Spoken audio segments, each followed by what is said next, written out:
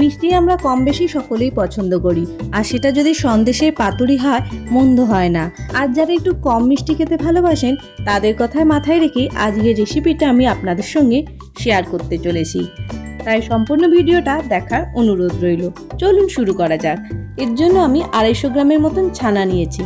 আমি যদিও এই ছানাটা বাজার থেকেই কিনে এনেছি, আপনারা চাইলে ঘরেও ছানা তৈরি করতে পারেন, তবে জল যেন একটুও না থাকে।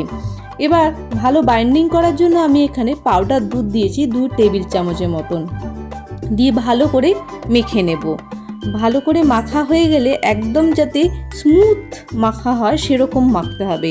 আচ্ছা, সুগার আপনারা নিজেদের স্বাদ মতন দেবেন। আমি এখানে খুব কম সুগার ব্যবহার করেছি, 2 টিস্পুনের মতন, দিয়ে এটাকে মাখবো। আমি মিষ্টি খেতে ভালোবাসি কিন্তু একটু কম। ভালো করে মাখা হয়ে গেছে। এবার কলা পাতাটাকে একটু গ্যাসের মধ্যে গরম করে নিচ্ছি। আপনারা গরম জলের মধ্যেও দিতে পারেন, এতে কি হয় যখন আমি পাতুরিতে মুড়বো তখন কলা পাতাটা ভেঙে যাবে না। কলা পাতাটা আমি একটু সেঁকে নিয়েছি, এতে অল্প একটু ঘি লাগিয়ে আমি যে ছানাটা মেখে রেখেছি সেটা মন্ড করে এইভাবে দিয়ে দিলাম। এবার ওপরে কাজু কিশমিশ বা যেরকম ড্রাই ফ্রুট আপনারা পছন্দ করেন দিয়ে দেবেন। আমি এখানে কাজু আর পেস্তা দিয়েছি, আর ওপর থেকে একটু স্যাফরন দিয়ে দিলাম বা কেশর দিয়ে এবার আমি মুড়ে নেব। এই রান্নাটা খুব সহজে করা যায়, আপনারা বাড়িতে অবশ্য ট্রাই করবেন, আর খেতে দুর্দান্ত হয়।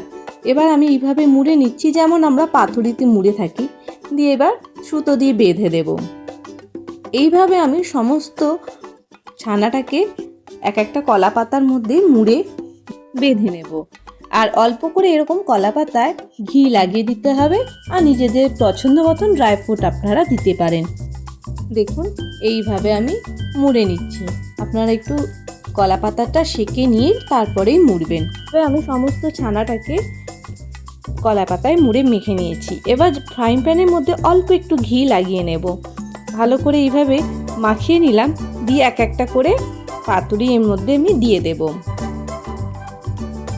এক পিঠটা সেঁকা হয়ে গেলে অপর পিঠটা উল্টে দেব। এইটা সেঁকার সময় কিন্তু গ্যাসের ফ্লেম একদম লো করে রাখতে হবে, তাহলে খুব ভালো হয়। এইভাবে সেঁকে নিচ্ছি। এক পিঠটা সেঁকা হয়ে গেলে অপর পিঠটা উল্টে দিতে হবে। এই প্রসেসটা 2 থেকে 3 মিনিট করলেই হবে, বেশি করার প্রয়োজন পড়ে না। এবার তুলে নিলাম, দিয়ে বাদ বাকিগুলো একইভাবে আমি সেঁকে নেব। এবার সুতোটা আমি কাঁচি দিয়ে কেটে খুলে নেব। বন্ধুরা, আজকের রেসিপি যদি ভালো লেগে থাকে তাহলে অবশ্যই লাইক করবেন, বন্ধু বান্ধবদের কাছে শেয়ার করবেন, আর নতুন সদস্য হলে সাবস্ক্রাইব করতে ভুলবেন না। আর তার সাথে অবশ্যই বেল আইকনটি ক্লিক করে রেখে দেবেন, তাহলে আমি যখনই কোনো নতুন ভিডিও আপলোড করব নোটিফিকেশন আপনাদের কাছে পৌঁছে যাবে। আশা করি আজকের রেসিপি আপনাদের ভালো লেগেছে। যদি ভালো লেগে থাকে লাইক করতে একদমই ভুলবেন না, আর আমাকে কমেন্ট বক্সে অবশ্যই লিখে জানাবেন কেমন খেতে হয়েছে। আশা করি আপনাদের সকলেরই ভালো লাগবে। আপনারা এই পুজো পার্বণের দিন এরকম একটা রান্না করে সবাইকে সারপ্রাইজ দিতেই পারেন। তাহলে আজকে এই পর্যন্তই, পরবর্তীকালে আবার কোনো নতুন রেসিপি আপনাদের সঙ্গে আমি শেয়ার করব। ততক্ষণের জন্য বিদায় নিচ্ছি। আর ভালো থাকবেন, সুস্থ থাকবেন, আর আমার চ্যানেলটিকে দেখতে থাকবেন, আর সাবস্ক্রাইব করতে একদমই ভুলবেন না।